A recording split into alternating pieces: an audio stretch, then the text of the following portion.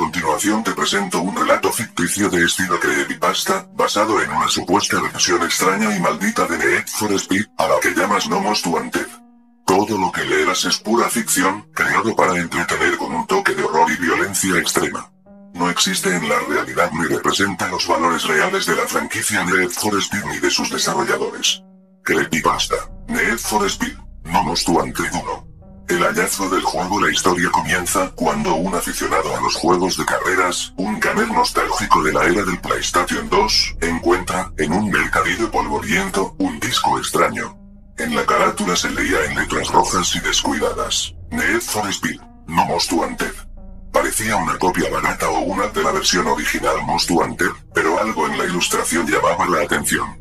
En lugar de los coches brillantes y las persecuciones policiales habituales, se veía un coche deportivo con la carrocería manchada de lo que parecía sangre, mientras varias siluetas de personas se arrastraban por el suelo con extremidades retorcidas.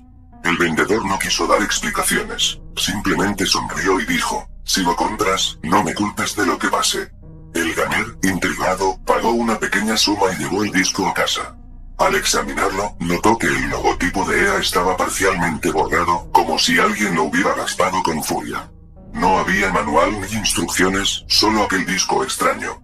2. Comienzos inquietantes. Al encender la vieja PlayStation 2 y cargar el juego, el menú inicial parecía casi idéntico al de Need for Speed, Most Wanted original, pero con un detalle perturbador. La música era una versión distorsionada, llena de zumbidos y sonidos agudos, casi como gritos de fondo. El logo de No Most Wanted parpadeaba en pantalla, mezclando tonos rojos y negros.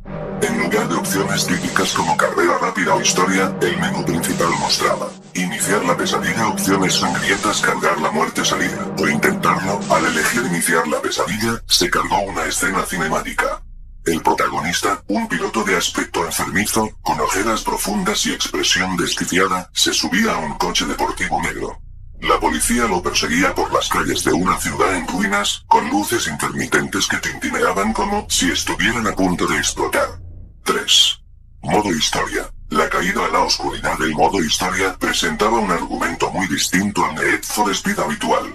El protagonista no corría para ganar reputación o librarse de multas. Corría para masacrar, para satisfacer una obsesión enfermiza. Se le conocía simplemente como el piloto, un hombre consumido por la violencia y la adrenalina. Capítulo 1. La carrera sanguinaria. El juego te obligaba a embestir a otros corredores y a peatones inocentes. Cada choque era gráfico en extremo. Las carrocerías se retorcían, y en lugar de chispas y humo, se mostraban salpicaduras rojas que empapaban el asfalto. A veces, se veían miembros humanos dispersarse por la pantalla, brazos y piernas despedazados.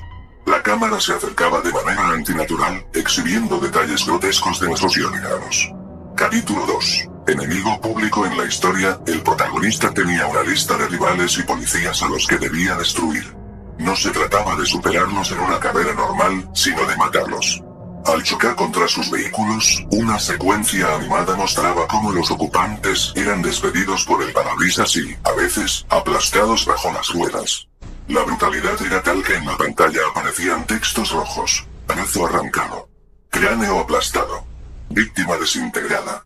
Capítulo 3. Carnicería en la ciudad. Al llegar a este punto, el juego se volvía más retorcido. Los escenarios dejaban de ser calles normales y se transformaban en una ciudad postapocalíptica. Edificios destruidos, cadáveres esparcidos y vehículos policiales ardiendo.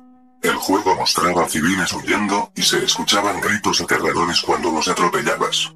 El piloto, además, comenzaba a verse físicamente deforme. La cámara mostraba secuencias de su rostro lleno de cicatrices y ojos inyectados en sangre. 4. Mecánicas retorcidas y gore extremo. Algunos detalles se volvieron cada vez más perturbadores. Sistema de daños realista. Al chocar, no solo se dañaba el coche, sino que el protagonista podía salir expulsado. Si esto ocurría, el juego mostraba animaciones de sus huesos rotos y vísceras, y te hacía presionar botones para recomponer al personaje.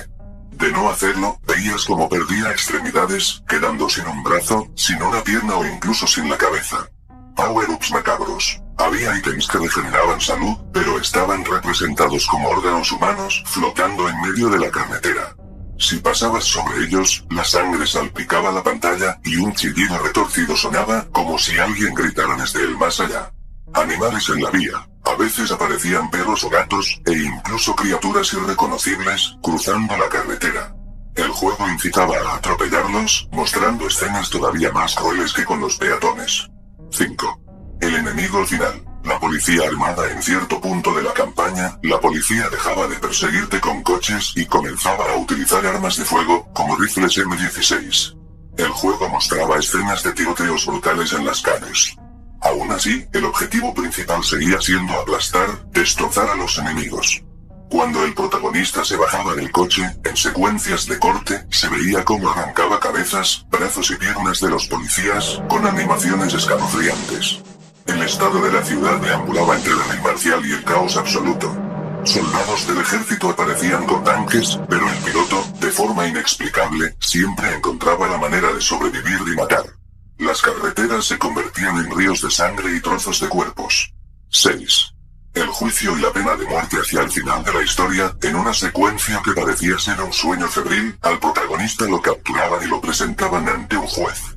La escena era tenebrosa, un tribunal improvisado, lleno de cadáveres, con el juez y los guardias apuntando sus armas. La sentencia era la pena de muerte. El protagonista sonreía, con la cara cubierta de sangre, mientras gritaba: "Nadie me quitará mi velocidad". De pronto, se escuchaba un disparo. La pantalla se ponía en negro, y aparecían textos en rojo intenso. El dolor se desborda, la sangre inunda la tierra, nada ha terminado. 7.